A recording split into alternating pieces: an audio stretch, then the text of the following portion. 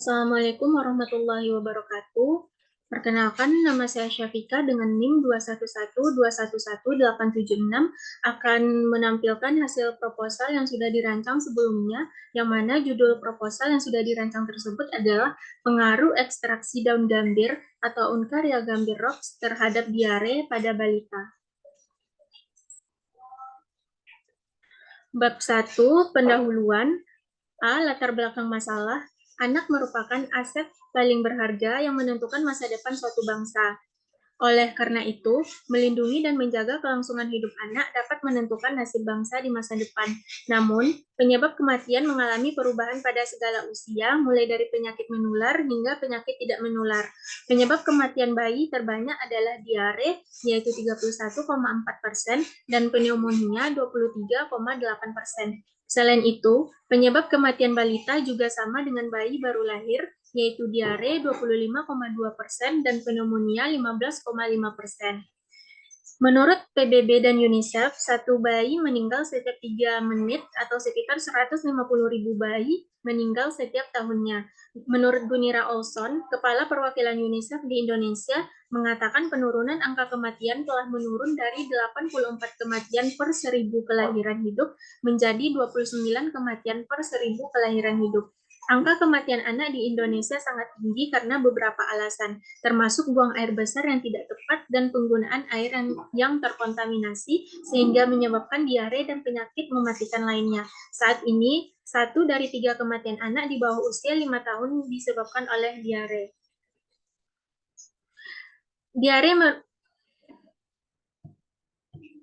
Diare merupakan penyakit endemik yang umumnya menyebabkan kematian di Indonesia.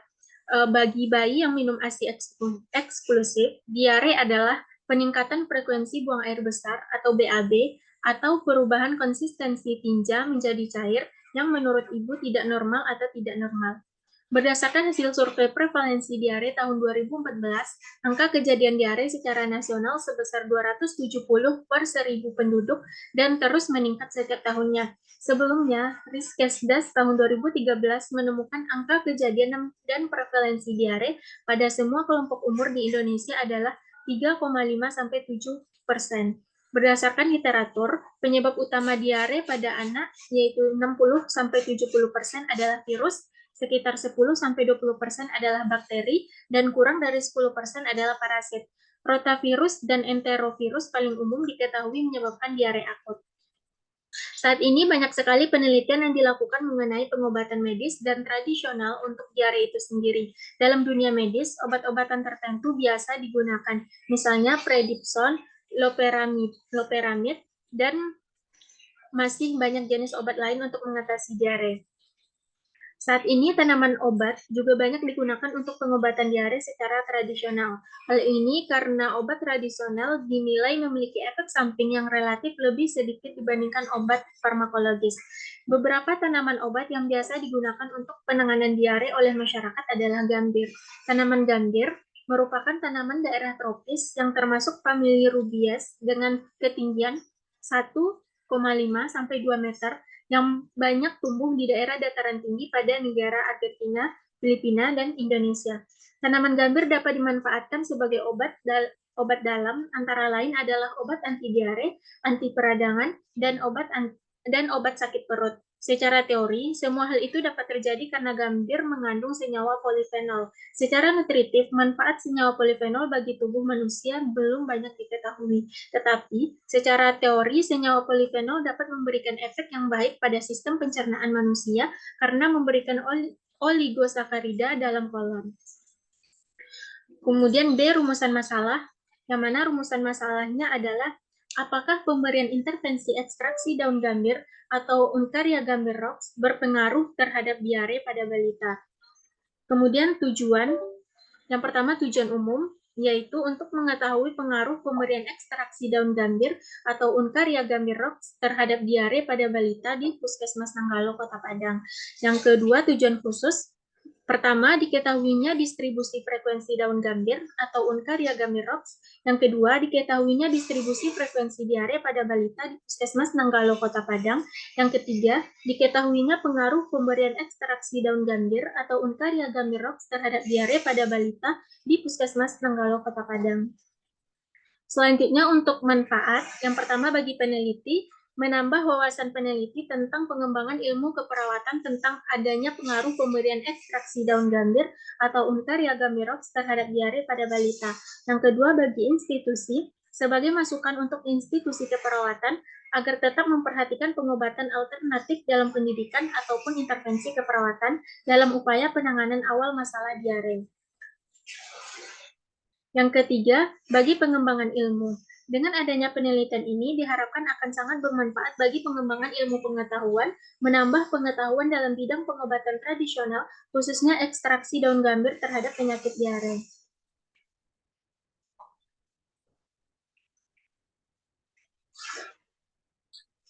Selanjutnya bab 2 yaitu landasan teori.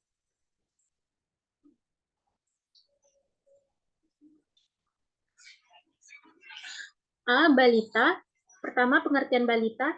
Istilah balita berasal dari kependekan kata bawah 5 tahun. Masa balita adalah periode tumbuh kembang anak karena pertumbuhan dasar yang akan mempengaruhi dan menentukan perkembangan kreativitas, kesadaran sosial, emosional, dan intelijensia berjalan sangat cepat dan merupakan landasan perkembangan berikutnya. Para ahli mengklasifikasikan usia balita sebagai tahap perkembangan anak, di mana mereka sangat rentan terhadap berbagai penyakit, termasuk penyakit yang disebabkan oleh kekurangan atau kelebihan asupan nutrisi tertentu. Berdasarkan uraian di atas, maka dapat disimpulkan bahwa balita adalah anak yang berusia di bawah 5 tahun, yang mana periode ini merupakan masa pertumbuhan dasar yang akan mempengaruhi dan menentukan perkembangan anak, dan pada masa ini juga anak cukup rentan terhadap berbagai serangan penyakit. Selanjutnya, tumbuh kembang balita. Pertumbuhan berarti bertambahnya ukuran fisik dan struktur tubuh sebagian atau keseluruhan sehingga dapat diukur dengan satuan panjang dan berat. Perkembangan juga berarti bertambahnya struktur dan fungsi tubuh yang lebih kompleks seperti gerak kasar, gerak halus, bicara, dan bahasa, serta sosialisasi dan kemandirian. Ukuran sel dan jaringan interseluler juga meningkat. C. Faktor yang mempengaruhi tumbuh kembang balita. Faktor-faktor yang mempengaruhi tumbuh kembang balita antara lain yang pertama, faktor dalam atau internal berupa ras, etnik atau bangsa, kemudian ada keluarga, masa prenatal, jenis kelamin, dan juga genetik. Kemudian ada faktor luar atau faktor eksternal berupa prenatal, yang mana faktor prenatal ini berupa gizi, kelainan kongenital, toksin, endokrin, radiasi, infeksi, kelainan imunologi, anoksia embrio, dan juga psikologi ibu. 3, yaitu komplikasi persalinan, yang mana komplikasi persalinan seperti asfiksia dan trauma kepala dapat menyebabkan kerusakan jaringan otak. Yang ketiga yaitu faktor setelah persalinan. Adapun faktor setelah persalinan yang pertama ada gizi, penyakit, lingkungan fisik dan kimia, psikologi, endokrin, kemiskinan, suasana rumah pengasuhan, stimulasi, dan juga obat-obatan. B. Diare. Yang pertama, pengertian diare, buang air besar lebih dari 3 kali dalam 24 jam, konsistensi tinja yang berubah menjadi lebih cair dari biasanya, dan berlangsung kurang dari 7 hari adalah tanda diare. Diare kronis terjadi jika berlangsung lebih dari 14 hari. Untuk bayi yang hanya minum susu formula, diare dapat didefinisikan sebagai meningkatnya frekuensi buang air besar atau BAB, atau perubahan konsistensi BAB menjadi cair yang dianggap ibunya tidak normal atau tidak seperti biasanya. 2. Epidemiologi. Diare akut masih menjadi masalah kesehatan anak yang utama di banyak negara, terutama di daerah dengan tingkat kemiskinan yang tinggi. Menurut penelitian WHO tahun 2010, diare menduduki peringkat ke-7 di antara 10 penyakit anak yang paling mematikan. Diperkirakan 6 juta anak meninggal setiap tahunnya akibat diare. Sebagian besar terjadi di negara-negara berkembang. Berdasarkan hasil survei kejadian diare tahun 2014, prevalensi diare secara nasional sebesar 270 per 1000 penduduk dan terus meningkat dari tahun ke tahun. Sebelumnya, Riskesda tahun 2013 melaporkan angka kejadian dan prevalensi diare pada semua kelompok umur di Indonesia sebesar 3,5% dan 7%. Yang ketiga yaitu etiologi. Faktor perilaku yang dapat mencegah terjadinya diare adalah sebagai berikut. Yang pertama, kebiasaan mencuci tangan dengan sabun. Yang kedua, kebiasaan membuang tinja. Yang ketiga, kebiasaan menggunakan jamban. Yang keempat, kebiasaan dalam penggunaan botol susu. Yang kelima, pemberian ASI atau air susu ibu eksklusif. Dan yang keenam, pemberian imunisasi campak. 4. Patofisiologi. Tinja normal terjadi karena fungsi absorpsi dan sekresi dinding usus dikontrol oleh regulator dalam keadaan normal. Kedua mekanisme tersebut membutuhkan pemecahan nutrisi yang baik untuk menghasilkan molekul-molekul yang diperlukan untuk membentuk ikatan dengan air dan elektrolit selama proses penyerapan, seperti glukosa, galaktosa, dan asam amino. Selain itu, proses osmotik di dalam usus mencegah substansi aktif yang tidak dapat diabsorpsi secara aktif. Kerja enzim Na+, K+, ATP, AC pada membran basolateral dan dua antipod di tepi brush juga membantu proses absorpsi dan sekresi. 5. Manifestasi klinis. Diare, kram perut, dan muntah adalah gejala gastrointestinal. Seseorang yang mengalami diare cair mengeluarkan tinja yang mengandung ion natrium, klorida, dan bikarbonat. Muntah meningkatkan kehilangan air dan elektrolit, dan panas meningkatkannya. Ini menyebabkan hipokalemia, asidosis metabolik, dan dehidrasi. Dalam anamnesis, informasi seperti jumlah BAB cair yang keluar dalam 1 hari, durasi diare, warna, konsistensi, bau, dan apakah ada lendir atau darah, panas, mual, muntah, dan nyeri perut, semuanya harus ditanyakan. Kemudian selanjutnya ada penata laksanaan. Yang pertama, penata laksanaan diare tanpa dehidrasi. Penanganan pasien dengan diare akut tanpa dehidrasi dapat dilakukan di rumah dengan menggunakan rencana terapi A yang merupakan rekomendasi dari buku Saku Pelayanan Kesehatan Anak di Rumah Sakit oleh WHO dan IDAI. Ibu diinstruksikan untuk memberi anak cairan rehidrasi oral dalam jumlah 5 hingga 10 ml setiap kali BAB cair. Selanjutnya ada dehidrasi ringan sedang. Pasien harus diberikan CRO di bawah pengawasan tenaga medis yang tersedia di fasilitas kesehatan. Dalam jangka waktu 3 jam, CRO diberikan sebanyak 75 ml per kilogram berat badan menurut rencana terapi B. Orang tua dapat memberikan CRO secara bertahap, tetapi jika anak muntah, tunggu selama 10 menit, kemudian dapat diberikan kembali.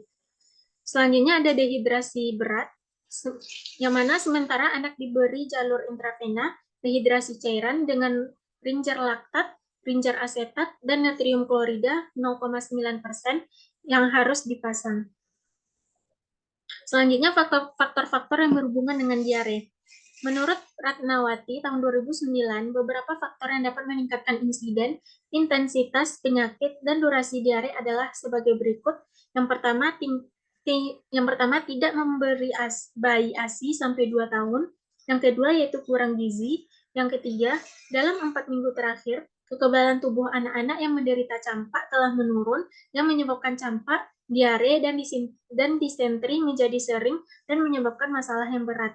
Yang keempat, imunodefisiensi atau imunosupresi. Yang kelima, balita lebih sering mengalami diare secara proporsional sebanyak 55%. Yang C, gambir. Pertama, definisi gambir. Gambir, sejenis getah yang dikeringkan yang dibuat dari ekstrak remasan daun dan ranting tumbuhan yang sama atau Uncaria gambirops dan memiliki banyak manfaat kesehatan. Gambir merupakan zat antara yang merupakan ekstrak daun gambir atau Uncaria gambirops. Gambir diperoleh dengan mengolah daun tanaman gambir menjadi produk gambir, yang mana gambir berasal dari ekstrak daun yang komponen utamanya merupakan senyawa utama yang terdapat pada daun gambir. Selanjutnya, sifat kimiawi daun gambir. Senyawa flavonoid utama tanaman gambir adalah katekin dan asam katekutanat. Namun, beberapa sumber mengatakan bahwa gambir mengandung zat penyama untuk mewakili kedua senyawa tersebut. Kandungan katekin gambir menentukan kualitasnya dalam perdagangan. Daun gambir tidak hanya mengandung katekin, tetapi juga mengandung fenolik, protein, abu, dan air. Fenolik lainnya adalah quercetin, tanin, dan terpenoid yang terdiri dari asetoksidihidronomilin. Kemudian selanjutnya manfaat gambir. Gambir memiliki banyak manfaat untuk kesehatan, kecantikan, dan bisnis berdasarkan senyawa kimia yang terkandung di dalamnya. Gambir memiliki banyak manfaat untuk industri batik, yang mana salah satunya adalah sebagai pewarna yang tahan lama terhadap cahaya matahari. Daun gambir secara tradisional digunakan sebagai obat, yang mana hal ini termasuk sebagai pelengkap makan sirih, obat anti diare, obat flu, anti infeksi, obat sakit perut, obat sakit gigi, dan anti jerawat. Seiring dengan kemajuan ilmu pengetahuan, produk gambir yang berasal dari ekstraksi daun gambir telah banyak digunakan di berbagai industri seperti pangan dan industri. Selanjutnya, prinsip pengolahan gambir. Pengolahan dapat dilakukan menggunakan beberapa metode. Yang pertama yaitu metode fisis. Metode fisis seringkali dilakukan dengan pengeringan. Setelah dikeringkan sampai kadar air mencapai 5-7%, daun gambir segar diremas atau dijadikan bubuk. Setelah itu, daun kering diseduh dengan air panas. Yang kedua, metode mekanis berupa perajangan, penggulungan, dan pengepresan biasanya dilakukan setelah daun direbus terlebih dahulu. Tujuannya adalah untuk mengambil sebanyak mungkin sari dari daun gambir. Supernatan dan endapan terpisah saat larutan diendapkan. Endapan diambil, kemudian dicetak, dan dikeringkan menjadi gambir. Yang ketiga yaitu metode biologis. Metode biologis membebaskan katekin tanpa pemanasan yang biasanya dilakukan dengan merusak sistem jaringan daun atau selular secara enzimatis oleh mikroba. 5. Kebermanfaatan gambir sebagai anti diare.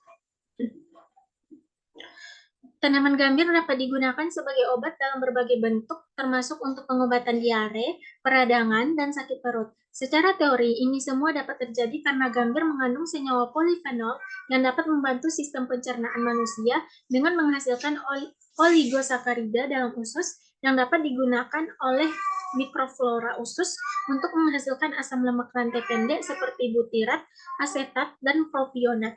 Dalam sistem pencernaan, polifenol sendiri akan diubah menjadi asam hidroksifenilpropiona. Bakteri dalam usus besar memetabolisme katekin untuk menghasilkan asam hidroksifenilpropionat dan asam hidroksipurat yang keduanya diserap oleh usus besar. Hal ini menunjukkan bahwa konsentrasi kedua asam ini dalam feses sangat rendah pada individu yang mengonsumsi polifenol. Uji in vitro pada usus bahkan menunjukkan bahwa katekin dimetabolisme menjadi asam hidroksifenilvalera. Selanjutnya bab 3 yaitu kerangka konseptual.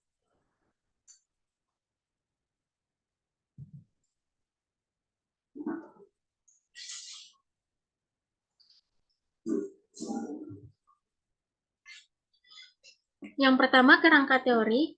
Balita adalah anak yang berusia di bawah 5 tahun, yang mana periode ini merupakan masa pertumbuhan dasar yang akan mempengaruhi dan menentukan perkembangan anak, dan pada masa ini juga anak cukup rentan terhadap berbagai serangan penyakit, yang mana salah satunya adalah diare.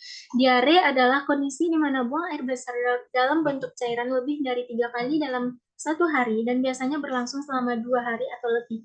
Adapun faktor yang menyebabkan anak mengalami diare adalah tidak memberikan ASI sampai 2 tahun, kurang gizi, sedang menderita campak dalam 4 minggu terakhir, imunodefisiensi atau imunosupresi secara proporsional. Kemudian tanaman gambir merupakan tanaman daerah tropis yang termasuk famili Rubiaceae dengan ketinggian sekitar 1,5 sampai 2 meter yang banyak tumbuh di daerah dataran tinggi pada negara Argentina, Filipina, dan Indonesia. Tanaman gambir dapat dimanfaatkan sebagai obat dalam antara lain adalah obat anti diare, anti peradangan, dan obat sakit perut. Secara teori, semua hal itu dapat terjadi karena gambir mengandung senyawa polifenol.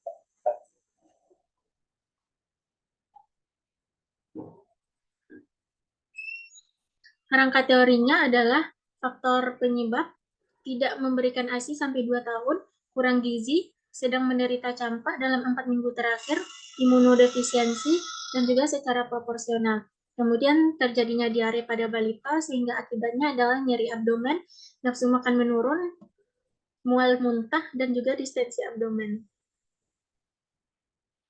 Kemudian penata laksanaannya berupa penata laksanaan farmakologis, yaitu cairan rehidrasi oral atau CRO. Yang kedua, penata laksanaan non-farmakologis berupa pemberian ekstraksi daun gambir. Yang mana pada daun gambir ini mengandung polifenol, ketakin, dan juga tanin. Polifenol yang masuk dalam tubuh sebagian akan diabsorpsi, sehingga katekin yang termasuk dalam senyawa polifenol menghambat mikrobia pada umumnya, terutama Shigella sp, Vibrio sp, Streptococcus mutans, dan fungi. 2. Kerangka konsep. Abstraksi yang terbentuk melalui generalisasi dari hal-hal khusus disebut konsep. Kerangka konsep penelitian adalah penjelasan dan gambaran tentang bagaimana konsep-konsep berhubungan satu sama lain atau variabel-variabel dalam masalah yang ingin diteliti. Adapun yang menjadi kerangka penelitian ini dapat dilihat dalam skema di bawah ini. Untuk variabel independennya adalah ekstraksi daun gambir, dan untuk variabel dependennya adalah diare pada balita. 3. Hipotesis penelitian. Hipotesis adalah solusi temporer untuk masalah penelitian sampai data menunjukkan kebenarannya. Yang mana untuk hipotesis dalam proposal penelitian ini yaitu HA, yakni adanya pengaruh pemberian intervensi ekstraksi daun gambir atau Untaria gambirox terhadap diare pada balita.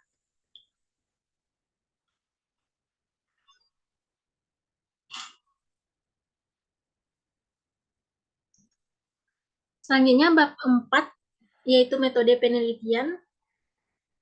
A. Jenis dan desain penelitian. Jenis yang digunakan dalam penelitian ini adalah penelitian intervensional atau eksperimen. Metode penelitian eksperimen menurut Sugiono tahun 2016 adalah metode penelitian yang digunakan untuk mencari pengaruh perlakuan tertentu terhadap yang lain dalam kondisi yang terkendalikan.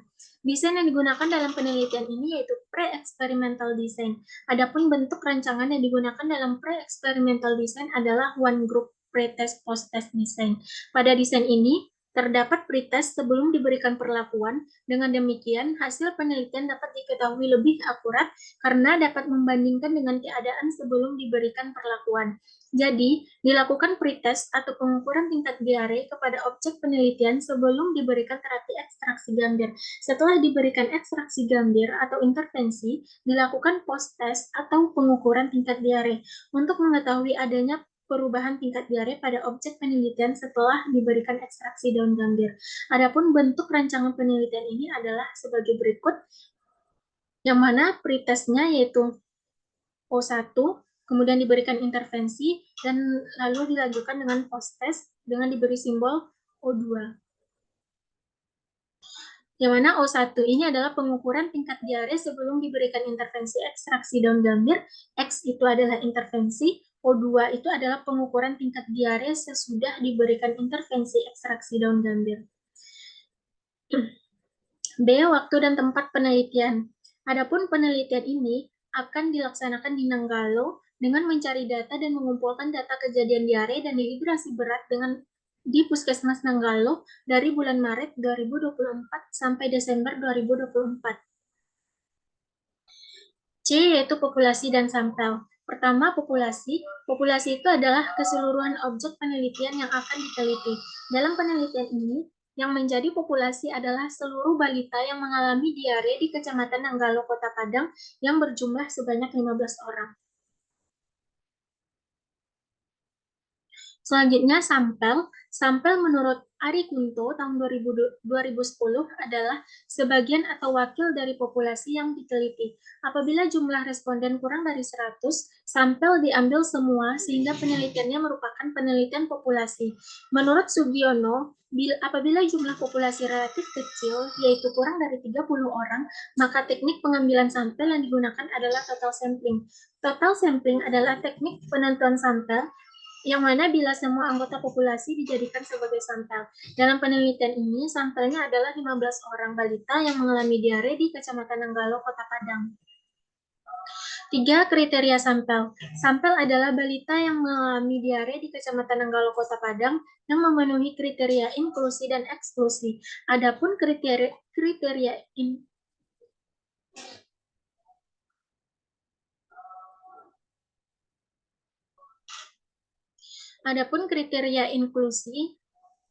inklusinya adalah pertama, bersedia mengonsumsi ekstraksi daun gambir. 2. Responden tidak sedang mengonsumsi obat anti diare. 3. Responden bersedia melakukan kegiatan dari awal sampai akhir. B. Kriteria eksklusi, yang mana kriteria eksklusi merupakan kriteria di mana subjek penelitian tidak dapat mewakili sampel karena tidak memenuhi syarat sebagai sampel penelitian, seperti halnya adanya hambatan etis, menolak menjadi responden, atau suatu keadaan yang tidak memungkinkan untuk dilakukan penelitian. Adapun kriteria eksklusi dalam penelitian ini adalah responden dalam keadaan sakit berat dan tidak mampu untuk mengonsumsi ekstraksi daun gambir. 4. Teknik pengambilan sampel.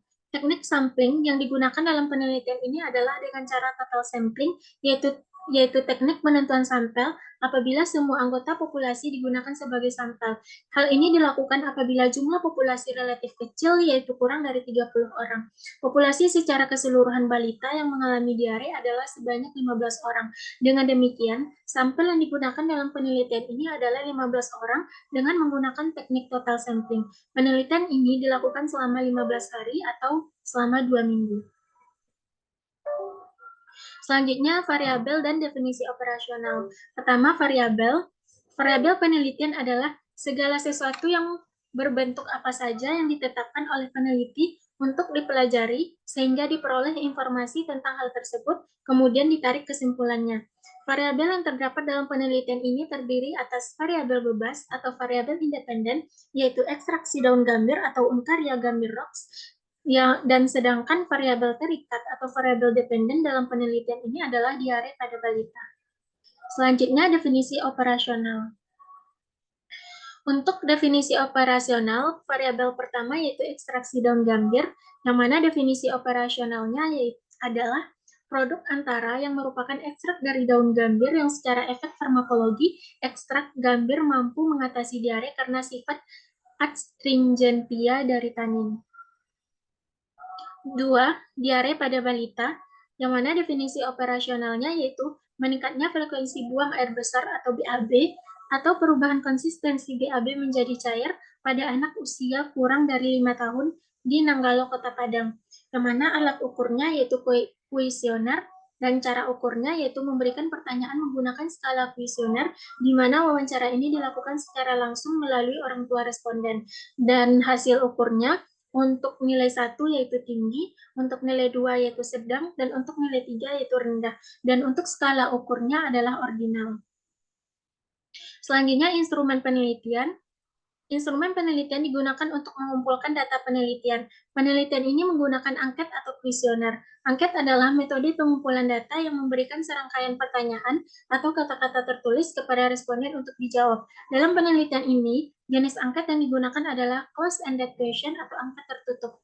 Angket ini diberikan kepada responden dalam bentuk yang memungkinkan mereka untuk memilih satu dari dua pilihan jawaban, yaitu ya atau tidak, dan mereka diminta untuk memilih salah satu dari dua jawaban yang paling sesuai dengan topik penelitian. Kemudian F, jenis data dan teknik pengumpulan data. Pertama, jenis data ada data primer, yang mana data primer dari penelitian ini diperoleh langsung dari responden dengan melakukan observasi melalui orang tua responden sebelum dan sesudah diberikan terapi ekstraksi daun gambir dengan menggunakan angket. Yang kedua yaitu data sekunder, yang mana data sekunder ini meliputi data balita diare yang diperoleh dari Puskesmas Kecamatan Nanggalo, Kota Padang. Selanjutnya, teknik pengumpulan data. A. Persiapan peneliti. Yang kedua, yang pertama yaitu persiapan peneliti, yang kedua mencari dan mengumpulkan data kejadian diare kepada instansi terkait dengan penelitian, yang ketiga mencari dan mengumpulkan data mengenai program-program penurunan diare pada balita seperti obat-obatan yang biasa dikonsumsi untuk menangani diare, yang keempat membuat kuesioner sebagai instrumen survei awal, yang kelima mengumpulkan data hasil survei awal mengenai gambaran umum faktor penyebab diare pada balita, dan yang keenam mengumpulkan literatur dan bahan kepustakaan lainnya yang berkaitan dengan penelitian sebagai bahan referensi. Yang ketiga, pelaksanaan penelitian. Adapun pelaksanaan penelitian ini yang pertama berupa wawancara terstruktur kepada responden dengan menggunakan kuesioner, yang kedua yaitu pencatatan hasil kuesioner. G. Teknik pengumpulan data. Adapun data yang terkumpul dari hasil pengumpulan data diolah dengan langkah-langkah sebagai berikut. Yang pertama, menyunting data atau editing, yang mana semua lembar observasi terisi dilakukan pemeriksaan data untuk melihat kelengkapan, kejelasan, kecocokan, dan kesesuaian nama inisial, umur, jenis kelamin, dan nomor responden dari lembar kuesioner pengukuran tingkat diare yang dikumpulkan dari responden sebelum dan sesudah diberikan intervensi ekstraksi daun gambir. Yang kedua yaitu mengkode data atau coding. Selanjutnya, pada tahapan ini memberi kode nomor urut pada lembar kuesioner sesuai dengan nomor urut responden. Yang ketiga, memasukkan data atau entry, yang mana setelah semua terisi, setelah semua terisi serta pengkodean selesai dilakukan, maka langkah selanjutnya adalah data yang meliputi nama, umur, jenis kelamin, dan skor tingkat diare dimasukkan dalam tabel dan diolah dengan menggunakan sistem komputerisasi. 4. Pembersihan data atau cleaning. Setelah data dimasukkan dalam master tabel, selanjutnya peneliti akan memeriksa kembali data untuk memastikan bahwa data tersebut telah bersih dari kesalahan dalam pengkodean, sehingga data tersebut benar-benar siap untuk dianalisa. 5. Tabulasi atau tabulating. Selanjutnya, peneliti akan menjumlahkan jawaban masing-masing responden dan kemudian dipindahkan dalam bentuk tabel, yaitu tabel univariat untuk masing-masing variabel dan bivariat untuk menghubungkan kedua variabel.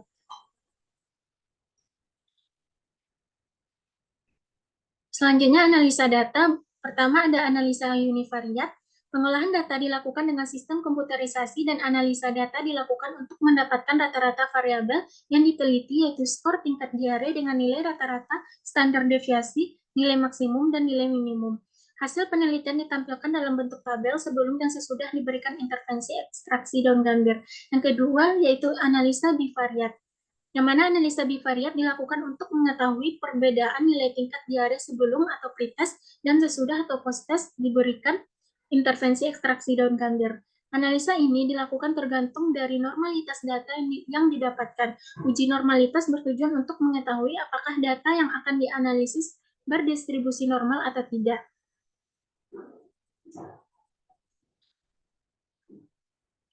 Baiklah, itulah penampilan proposal yang sudah dirancang sebelumnya. Kurang lebihnya mohon maaf. Assalamualaikum warahmatullahi wabarakatuh.